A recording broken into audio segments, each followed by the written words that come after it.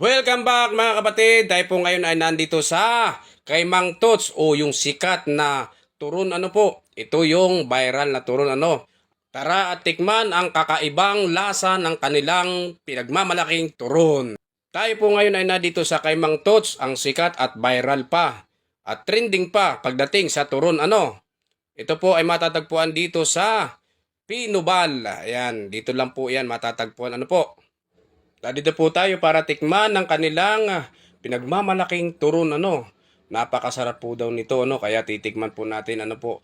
At ang kanilang turon ay merong toppings na sesame seeds po. At sa hindi pa po nakakaalam kung ilang years na itong kanilang paggawa ng turon, ito po ay umaabot na ng 33 years po. At ito ay pagmamayari ni Edwin Vergara, aka Mang Tots. Ayan, tikman po natin ang kanilang turon. Ayan. Ito po ay madali lang hanapin at ito po ay kahiliran lang po ng UST po. Ayan, sa Pinubal. Ayan, tikman po natin yung kanilang turon po. Ayan, first time ko pong tikman ito at talaga sinadya ko po itong kanilang turon dito dahil curious ako dun sa sinasabi nila na iba yung texture o lasa ng kanilang turon At ito na nga natikman ko kung ano yung lasa talaga niya. Ang lasa po niya ay nangingibabaw yung kanilang palaman sa loob na langka. Yun ang kagad-agad ko na lasahan yung langka sa loob. At saka yung pinakatamis niya,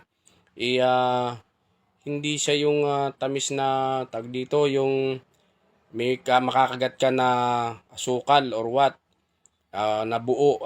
Ito ay parang siya, syrup. Ayan, yung kanyang tamis niya At mayroon pang sesame seeds sa kanyang nakabudbud sa kanyang pinakaturon sa ibabaw, sa palibot ng turon niya.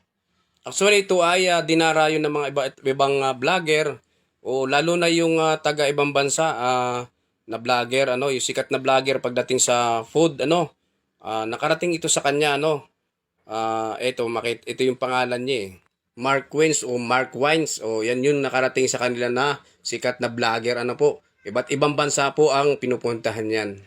At pagkatapos po naman natin kay Mang Tots at makakain tayo ng kanyang turon, nandito naman tayo sa Dim Sum Treats. Ito po yung sikat din na pagdating sa siomai dito sa likod lang ng UST Actually walking distance mula kay Mang Tots itong kanyang pwesto ni Dim Sum Streets. Yan.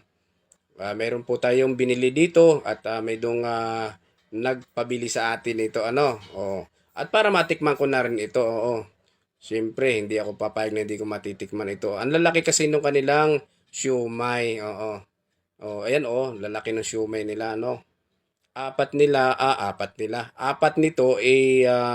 nagkakahalaga ng 55 pesos yung may rice nila 70 or 90, 95 pag may kasamang drinks ito yun at nahanap ko rin ito yung nakwento lang sa akin na may ganito nga dito. Ayan, kaya bumili tayo dito ng 3 order para dalhin doon sa opisina. Ay, maraming salamat nga po pala sa mga bumili nito sa akin nagpa-order. Thank you so much po. Ayan.